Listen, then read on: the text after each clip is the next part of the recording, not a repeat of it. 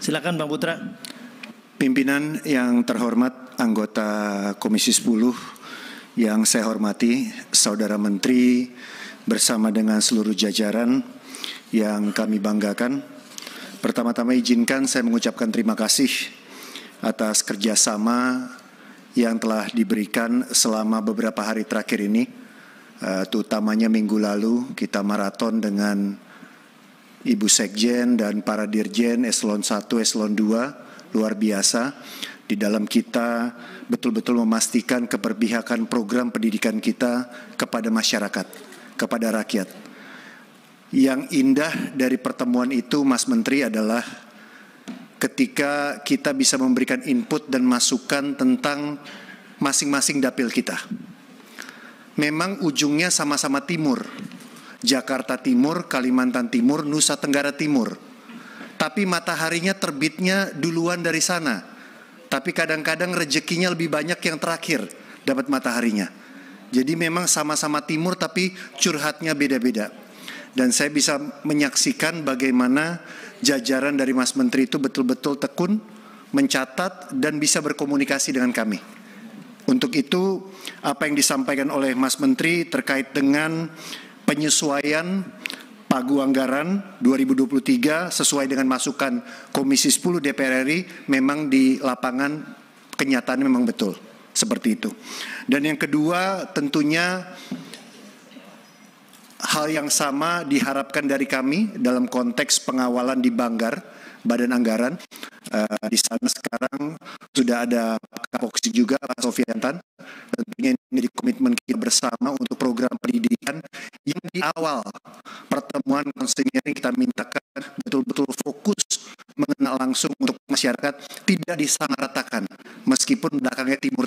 Itu maksudnya Jakarta Timur jangan sama dengan Nusa Tenggara Timur, karena memang kita berbeda gitu ya. Jadi ini sudah dirasakan betul ya. Jadi ini menjadi komitmen kita juga. Dan yang terakhir terkait dengan P3K, menurut saya wajar ketika Saudara Menteri meminta kita juga yang mengenal wilayah kita, kepala daerah kita, untuk bisa berkomunikasi dengan mereka. Bukan hanya di Jakarta, saya menjadi konsultan, mungkin nggak seperti Mas Nur Purnomo Sidi ya, konsultan seluruh Indonesia P3K gitu kan ya. Kalau saya hanya konsultan di beberapa wilayah saja untuk menguatkan anggota dewan agar terus meskipun bukan di Komisi 10 berkomunikasi dengan wali kotanya, bupatinya, provinsinya untuk menyiapkan formasi. Itu kita lakukan ya. Karena di teman-teman anggota DPR Komisi PDI banyak yang curhat ke kita juga. Kalau Mas Pur ini udah lintas fraksi ya, kapasitasnya. Dan tentunya yang terakhir sekali, saya juga tetap berharap di tahun 2023 menjelang tahun akhir sebelum bulan Februari 2024 agar masalah-masalah yang terkait dengan 3K itu ya, utamanya kalau kita dalam panja, bahan kaitannya juga koordinasi antara Kementerian Dalam Negeri, PAN-RB dan Kemenkyu serta Kemendikbud itu betul-betul tidak terjadi seperti tahun ini atau tahun-tahun sebelumnya. Saya masih ingat Mas Menteri begitu semangat menyampaikan angka 1 juta. Ya, saya harap di 2023 itu betul-betul mulus. Ya, dan ini memang ternyata membutuhkan komitmen yang besar, terutama kalau daerah saya selalu bilang harus melibatkan Kemendagri.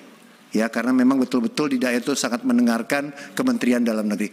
Saya rasa itu pimpinan yang bisa saya sampaikan. Tentunya fraksi PD Perjuangan memberikan dukungan sesuai dengan proses yang sudah kita jalanin ya 3 hari terakhir ini di dalam pagu indikatif 2023 yang diajukan oleh Kemendikbud Ristek Dikti. Terima kasih pimpinan. Wassalamualaikum warahmatullahi wabarakatuh. Merdeka. Waalaikumsalam. Cukup ya dari PD Perjuangan atau masih ada tambahan? Bang Andreas, cukup ya. Selanjutnya dari fraksi Partai Golkar. Pak Pur, silahkan. Nanti setelah itu saya langsung melanjutkan. Ya, terima kasih pimpinan. Assalamualaikum warahmatullahi wabarakatuh. Pimpinan dan anggota Komisi 10 yang saya hormati, Mas Menteri beserta jajaran yang saya hormati. Yang pertama, saya atas nama fraksi Partai Golkar mengucapkan terima kasih khususnya ke Bu Sekjen yang dalam proses beberapa hari ke belakang sudah jadi jembatan yang baik, sehingga kemudian beberapa hal yang sangat sulit pada akhirnya bisa kita selesaikan dengan baik. Mungkin pengaruh dari es lilinnya Mbak Yuni mungkin ya, Pak. Saya baca di berita. Mudah-mudahan ini menjadi satu awalan baik kolaborasi antara Komisi 10 dengan Kementerian Pendidikan dan Kebudayaan. Yang kedua, saya sangat berharap terkait dengan salah satu program prioritas tentang regulasi RUU perubahan Undang-Undang Sisdiknas, Pak Menteri.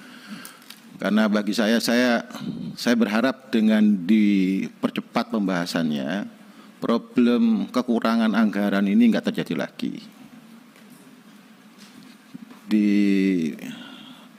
RDP kemarin sempat saya sampaikan, kita harus memulai dari, kalau nggak mau kekurangan anggaran, kita harus mulai dari harga satuan pendidikan kita itu berapa per satu siswa itu.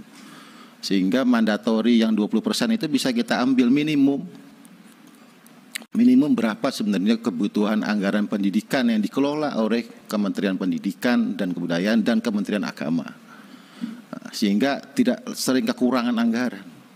Nah, kalau kemudian itu tidak kita tafsirkan dan kita atur dalam Undang-Undang Sisdiknas, maka tentu tergantung selera nanti dari siapa yang mengambil keputusan. Menurut saya ini saya mendukung betul bahwa selain hal-hal yang lain, saya ingin agar nanti di RUU Sisdiknas perubahan Undang-Undang Sisdiknas itu nanti hal itu menjadi satu yang betul-betul kita buat konstruksinya yang baik. Agar saya malu aja karena kok dana pendidikan kok kurang terus gitu loh. Padahal mandatorinya jelas. Apalagi tahun ini 600 triliun lebih, kita masih kekurangan anggaran hampir 2,5 triliun kan gitu. Nah ini menurut saya satu hal yang nggak benar. Nah yang terakhir menurut saya terkait dengan P3K, Mas Menteri, problemnya ini adalah terkait khusus tentang anggaran. Ya.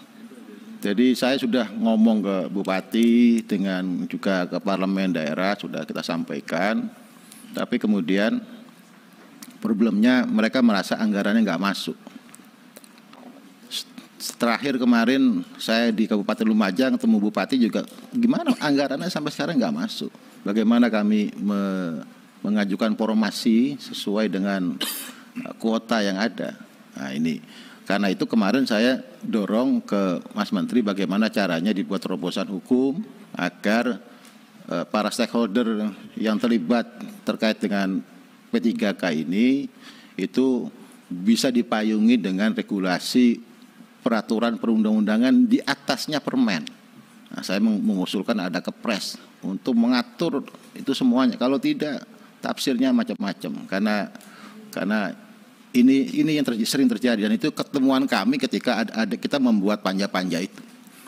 Nah, jadi itu, dan terakhir sekali lagi kami dari fraksi Partai Golkar mendukung apa yang akan dilakukan oleh Kementerian Pendidikan dan Kebudayaan di tahun 2023. Semoga menjadi lebih baik. Tentu kerjasama antara kami di Komisi 10 dengan Kementerian, dan sebagai badan anggaran pun insya Allah nanti kita akan perjuangkan secara maksimal agar bagaimana hal yang masih kurang dalam kaitan program yang harus didukung dalam tahun anggaran 2023 nanti bisa kita maksimalkan, bisa kita capai sesuai yang kita harapkan bersama. Saya pikir itu, terima kasih. Kurang lebihnya saya mohon maaf. Assalamualaikum warahmatullahi wabarakatuh. Waalaikumsalam.